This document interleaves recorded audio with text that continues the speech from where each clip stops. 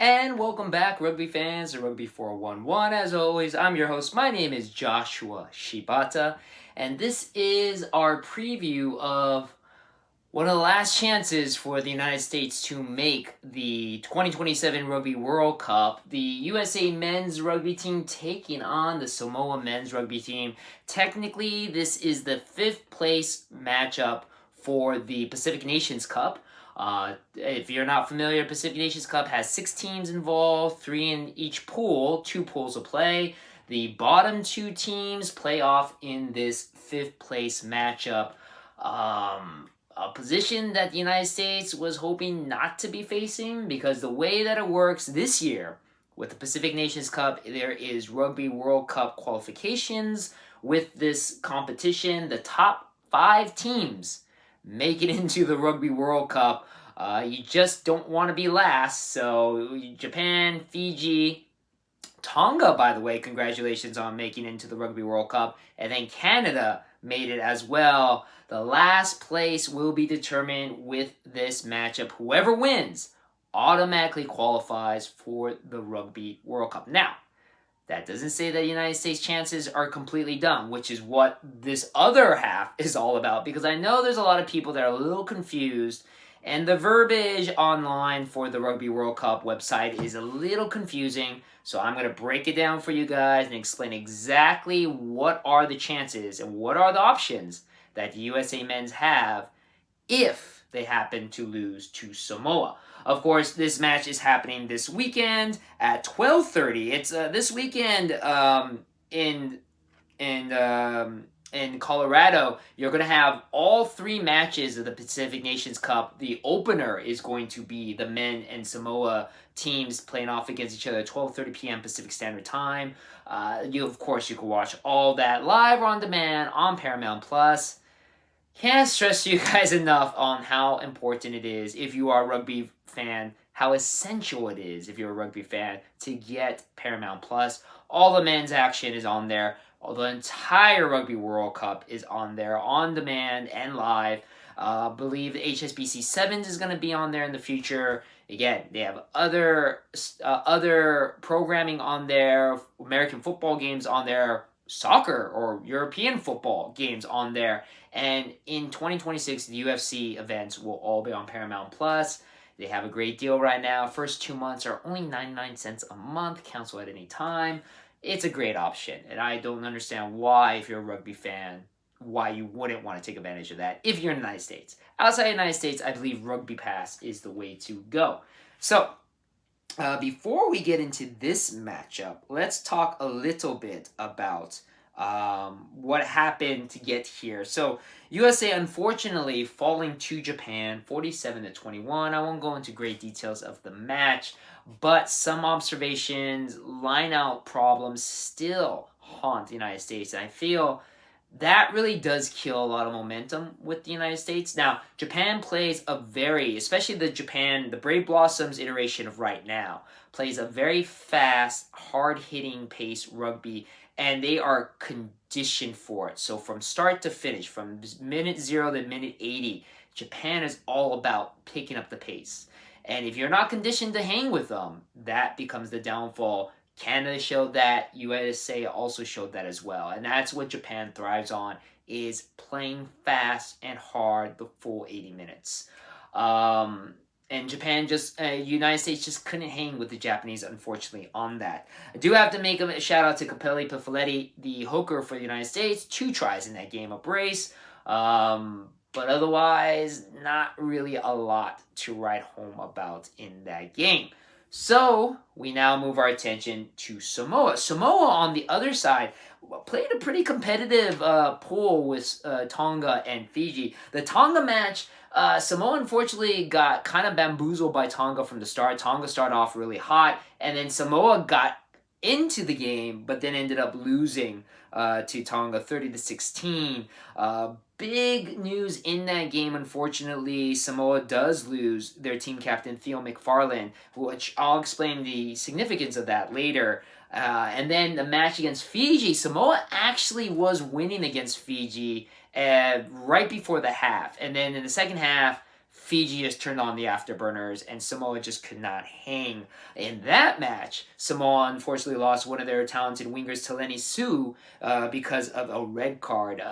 Very, very dangerous high tackle. He will not be able to play in the match against the United States. So two very pivotal players for Samoa that will not be available for them against the United States. Surprisingly, the United States and Samoa have played against each other 8 times. Samoa has won 6 of those 8 times. So Samoa does have the advantage over the United States in matchups. So kind of surprising with that one. The last time these two teams played against each other was actually in last year's Pacific Nations Cup's playoffs, but they were playing in the bracket to move on to the finals. Unfortunately, the United States did lose to Samoa in that playoff game in Japan.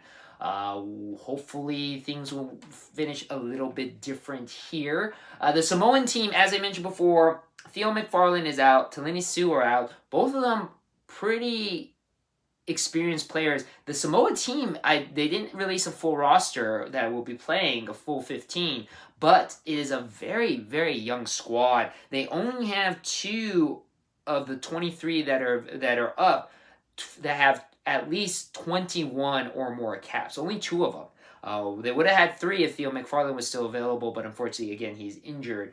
The rest of the players' average cap number is about 10, so a very, very young team. But not a team that the United States are not familiar with. A lot of players on the Samoan team are Major League Rugby players that a lot of American fans would know as well, including, of course, Asia Alatimu and Rodney Iona, who will be kicking off the tees. They'll be sharing the kicking duties in this matchup. The other players that you will probably be familiar with, Pita Nayasu, the talented hooker from the now defunct Houston team, which, of course, I will eventually make a video on that. Another player, Jared Adams, used to play for the NOLA Gold. A player that has just started to make a name in Major League Rugby, Olajuwon Noah for Seattle. First year as he's played in Major League Rugby. And then Connor Tupai, very aggressive player, now part of what's called the California Legion. So again, a lot of players that American fans and American players are very familiar with. So, you know, I think the USA knows what to expect from Samoa. Let's talk about the USA lineup. Won't go into too much detail of it, but a couple of things to point out. You'll notice the hookers on this game, the props in this one, Jack Escaro and Pono Davis. The front 3, the front row, this is the 4th different iteration in 4 games for the United States. I feel this has been kind of an issue for head coach Scott Lawrence, and why we've had some serious lineout issues as well. I believe because Scott Lawrence is still trying to find a very confident and capable front row, and the fact that he keeps mixing and matching, it just means he hasn't found it yet.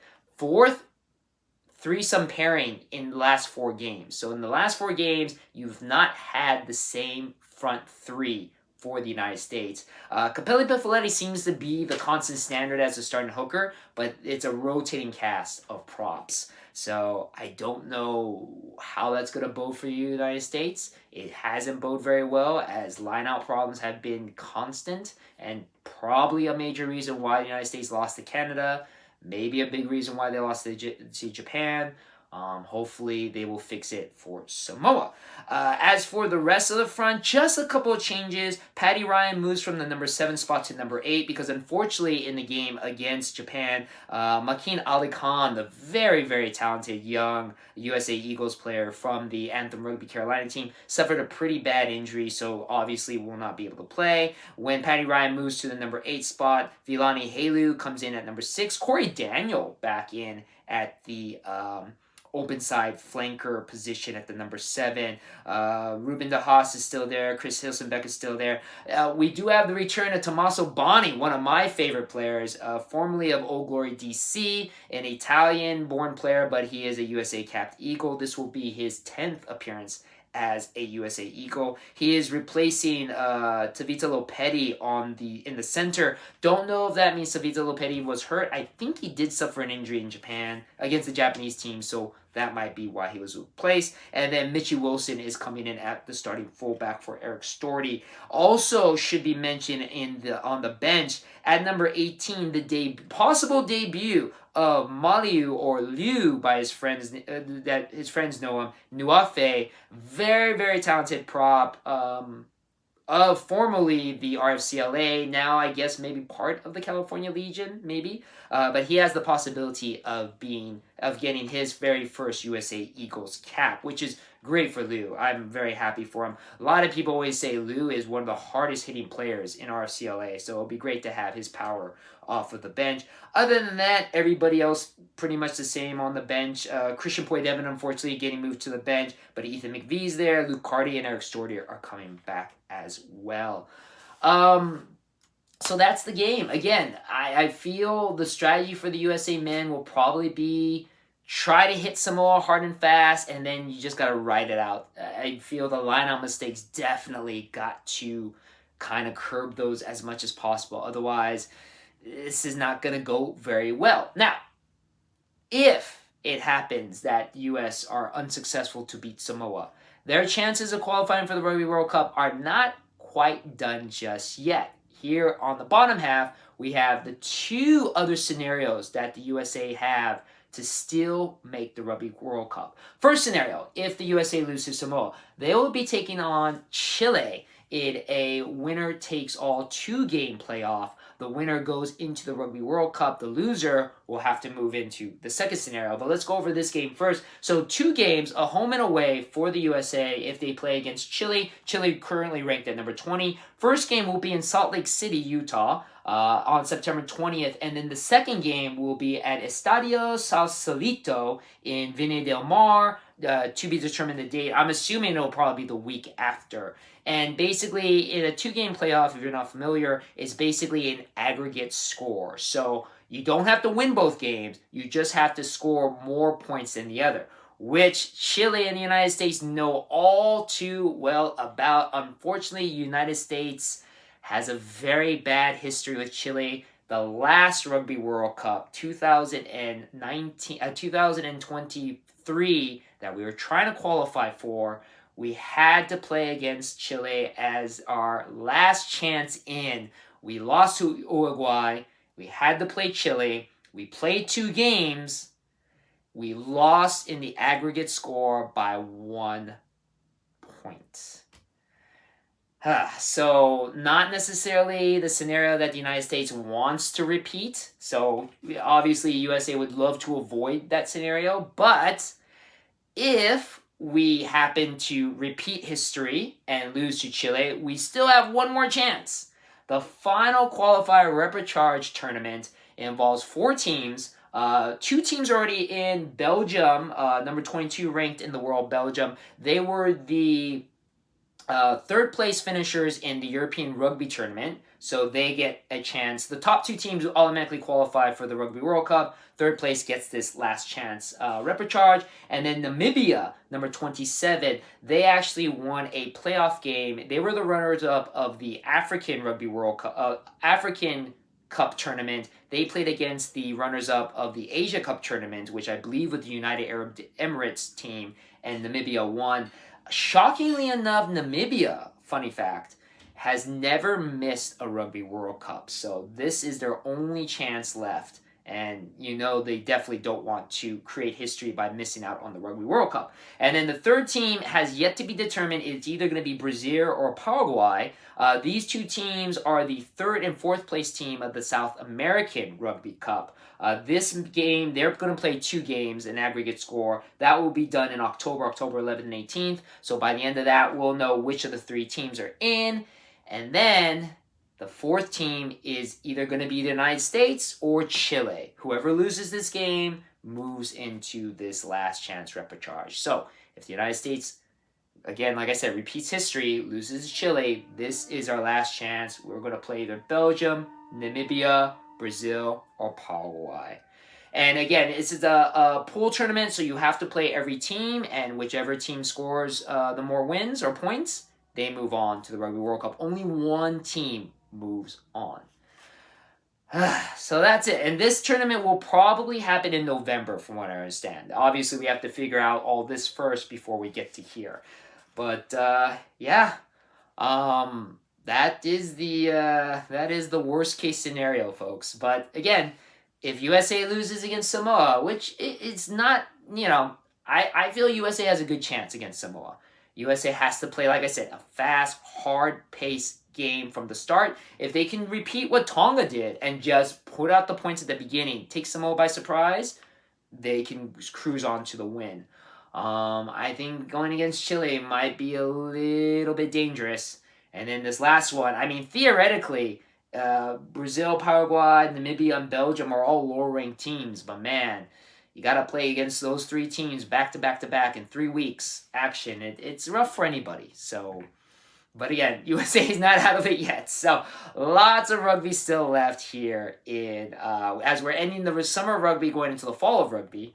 Hopefully not the fall of USA Rugby. So anyway, again, thank you very much for checking out my video. Don't forget USA versus Samoa men this Saturday, 12:30 p.m. kickoff time, Pacific Standard Time on Paramount Plus. Hopefully USA pulls off the win. Again, thank you very much for watching my video, and I'll see you on the pitch. Go USA!